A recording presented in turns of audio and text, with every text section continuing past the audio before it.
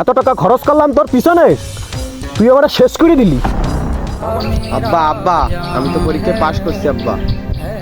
সাওয়ালদার তো সামনে পরীক্ষা, মাথায় যে কি টেনশন। তা তো মাতুব্বর সাহেব। কিরে মশাই, কোথায় যাও?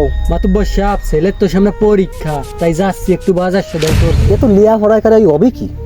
দেখো না আমার দ্বারা শহরে ফেলাই থুয়েছি, যা হরবে হরিয়ে বেড়াক।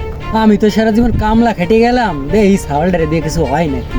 বাপু যাও তালি, দেহ চেষ্টা করিয়ে কি হয়। মাতুব্বর সাহেব মিথ্যে কথা বলেন কেন? আপনার ছেলে তো শহরে ভালো জায়গায় পড়াশোনা করতেছে। আমার তো তুই তো বেশি বুঝিস কেন? মাতুব্বর তুই না আমি, আমার চেয়ে তুই বেশি বুঝিস।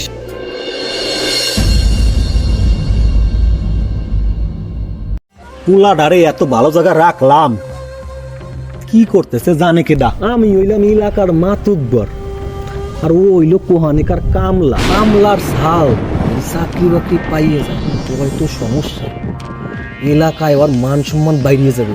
দেহি আমার ছালটারে ফোন দিয়ে কি করতিছে। এই চুপ চুপ চুপ, আমার ড্যাড ফোন দিছে, তোরা সবাই পড়ার অ্যাক্টিং কর। হ্যালো বাবা, লেখাপড়া কি করতেছো? ড্যাড করতেছি তো, কিন্তু পড়ালেখার অনেক চাপ। পাশে কারা কথা কয়? ম্যাচে কি ফুলা বানাইছে নাকি? নো ড্যাড, পড়ালেখার ভিতর কত কিছু তুমি বুঝবে না। ও আচ্ছা, ড্যাড আমার কিছু মানি লাগতো, কয়টা লাগবে? 5000 দিলেই হবে না।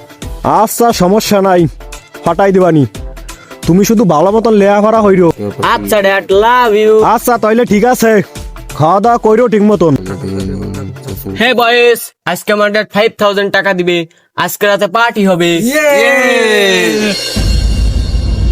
আব্বা প্রাইভেটে তো অনেকগুলো টাকা জমাইছে, সাড়ে তো কিছু টাকা যাচ্ছে। দেখ বাবা, সেটা তো বুঝি, কিন্তু দেখ তোর স্যার আর কটা দিন সময় দিত নাকি?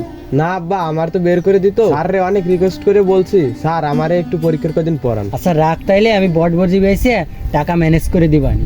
বাজারের যে অবস্থা, বটবটির দামও খুবই কম। আচ্ছা তুই টেনশন করিস না, তুই পরীক্ষাটা ভালোভাবে দে। এত টাকা খরচ করলাম তোর পিছনে, তুই আবার শেষ করে দিলি। আমার আর মান সম্মান কিছু থাকলো না, ও অহংকার করিয়া আজ আমার এই অবস্থা। আব্বা আব্বা আমি তো পরীক্ষায় পাশ করছি আব্বা। বাবা তুই সত্যি পাস করছিস?